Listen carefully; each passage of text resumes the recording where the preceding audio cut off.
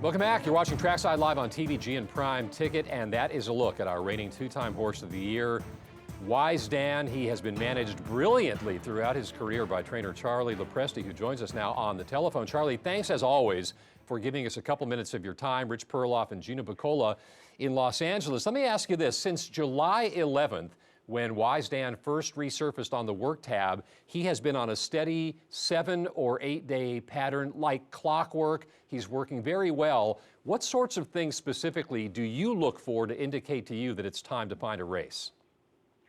Well, you know, we just went slow and easy. I know a lot of people were concerned by his uncharacteristic slow works in the beginning, but, you know, that was part of the plan.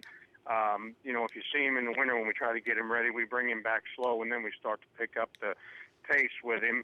But he hasn't missed a beat. I've just kind of brought him along slow, a couple easy halves, a couple easy 5/8, and then I worked him in company, and I kind of turned the switch on a little bit. And after that work, I had him, you know, I really had him perked up. And we were probably a couple of breezes short of the 4-star Dave, and that's why we opted not to run there. But in the last, I'd say the last 3 weeks, he's really turned the corner. And he's ready to run. I mean, he's definitely ready to do something.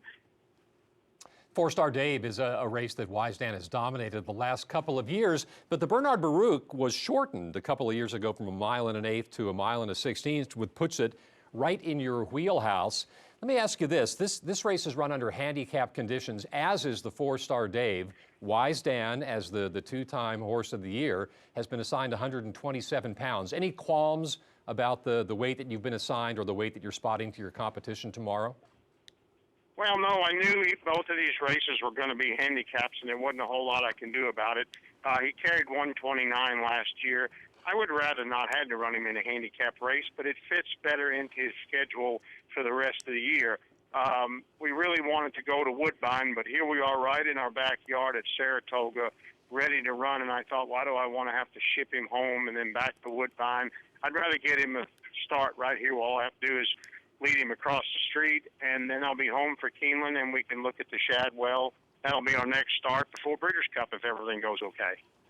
Charlie, with a horse like Wise Dan, when he's shown his success and he's been so good on so many different surfaces that we've seen, how tempted have you been with him to take another shot to go back to the main track? I've read some articles that you've said he works so well sometimes that maybe you thought about a race like the Woodward, or you've thought about putting him back on the main track. How much of an actual thought has that been for you?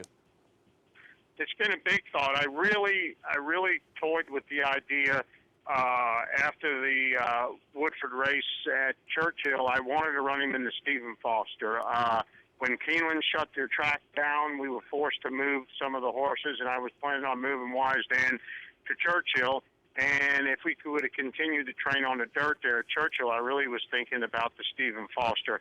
But this colic episode, you know, it just forced our hand. This is not the route that we really were thinking about taking.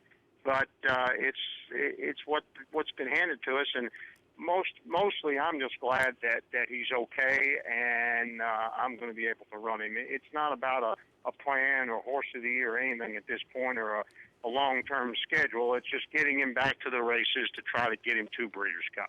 Well, he's a very remarkable racehorse, Charlie. We've known that for quite some time now, a 7-year-old gelding. We are, as race fans, delighted to see him back in the starting gate tomorrow for the Bernard Baruch. Thanks again for joining us here on Trackside Live. Good luck tomorrow and the rest of the campaign. Thanks, Charlie.